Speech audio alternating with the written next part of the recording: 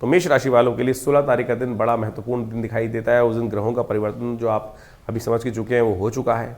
ऐसे में आपकी राशि के दृष्टिकोण से देखा जाए तो तिथि बताती है 16 तारीख के दिन सोमवार का योग है।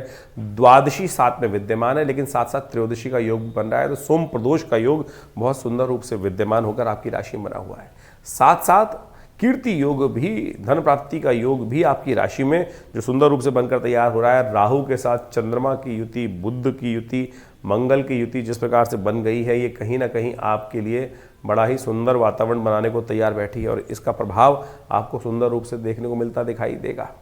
ये कहीं ना कहीं आपके लिए कुछ रास्ते नए बनाने के योग बनाते दिखाई दे रहे हैं। बृहस्पति का चंद्रमा पर दृष्टि डालते हुए, राहु पर दृष्टि डालते हुए ये योग जो बन रहा है, बहुत सारे हमारे कष्टों को दूर करने का योग, बहुत अच्छे रूप से आपके लिए सहयोग प्रदान करने का योग बनता दिखाई दे रहा है।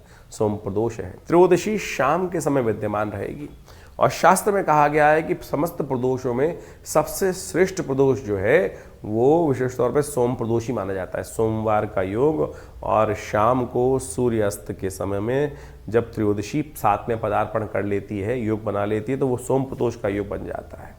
तो इस बार ये बहुत दिव्य योग बना है और आप मान के चलें रुद्र नाम के संवत से आरंभ होने से पहले, प्रलंकारी संवत आरंभ होने से पहले, और ऐसे में ये शुभ योग बनकर तैयार है। कहा जाता है कि जब शाम के समय सूर्यास्त के 2 घड़ी बाद तक, 2 घड़ी यानी 48 मिनट तक ये बहुत शुभ योग बना रहेगा। ऐसे में केवल भगवान नाम का स्मरण होना चाहिए।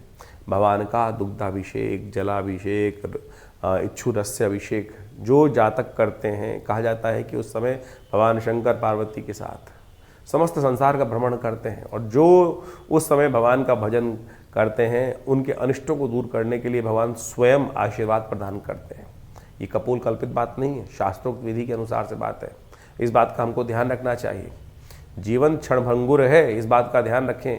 1 सेकंड के अंदर कहाँ से कहाँ क्या स्थिति कब कहाँ पहुँच जाती है। तो इसलिए हमारे समस्त अनिष्टों को दूर करने के लिए इस तिथि का आपको अवश्य उपयोग करते हुए कार्य करना चाहिए।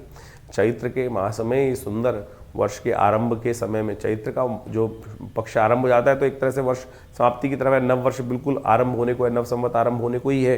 तो ऐसे में इस शुभ योग में कोशिश ये करें, अपने नाम से रुद्राभिषेक, भगवान शंकर का पूजन, जहाँ भी आप विद्यमान हैं, ये ऑफिस में बैठे हैं तो कोई दिक्कत नहीं, ध्यान मानस पूजा करने का प्रयास करें।